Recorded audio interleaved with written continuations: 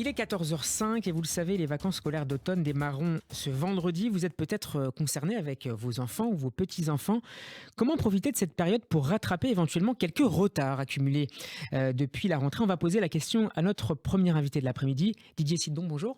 Bonjour. Et merci d'avoir accepté notre invitation. Vous êtes le directeur du groupe Progress. Est-ce que cette période de repos, Didier Sidbon, doit être mise à profit pour peut-être reprendre certaines notions qui auraient été mal assimilées par les élèves depuis le début de l'année scolaire?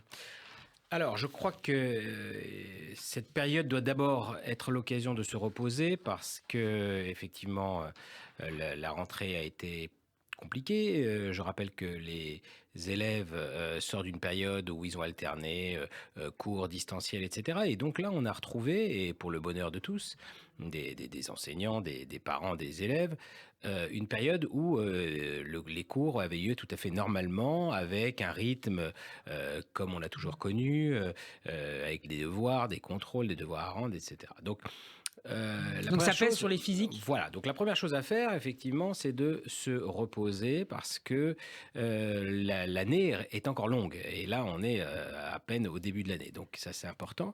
Alors, on va quand même distinguer les élèves qui sont dans les écoles juives de ceux qui ne sont pas dans les écoles juives, parce que ceux qui sont dans les écoles juives, eux, ont eu leurs vacances pendant les fêtes, hein, notamment à Soukhot. Et donc, quand on parle de vacances scolaires, pour eux, c'est pas tout à fait le même rythme. Mais pour tous les autres, tous ceux qui sont dans des écoles laïques, publiques ou pas, il y a effectivement une période qui a été un peu longue là depuis le début de l'année et les vacances, c'est l'occasion de se reposer. Alors, se reposer, c'est vrai que les vacances durent 2 semaines, donc il y a aussi...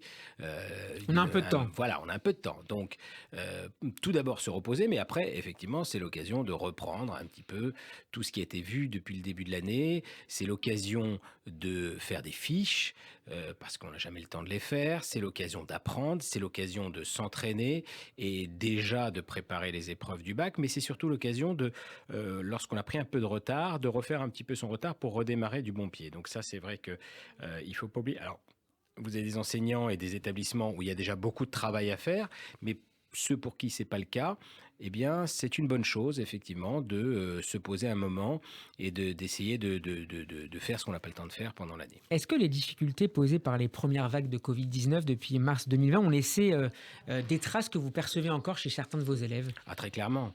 Très clairement, ça a été une période difficile pour tous, mais avant tout pour les élèves, bien évidemment, qui n'ont pas le niveau attendu. Et ça, c'est vrai qu'il y a un décalage aujourd'hui entre les attentes du bac, les attentes des programmes. Qui sont similaires, ces attentes, à celles que vous connaissiez il y a, avant la crise du Covid, donc il y a 3, 4 ou 5 ans? Alors, avant la crise du Covid, on était sur l'ancien bac. Alors, donc déjà, tout a changé, hein. Donc, on n'a jamais connu véritablement la mise en place des réformes en temps normal. Donc là, on le connaît.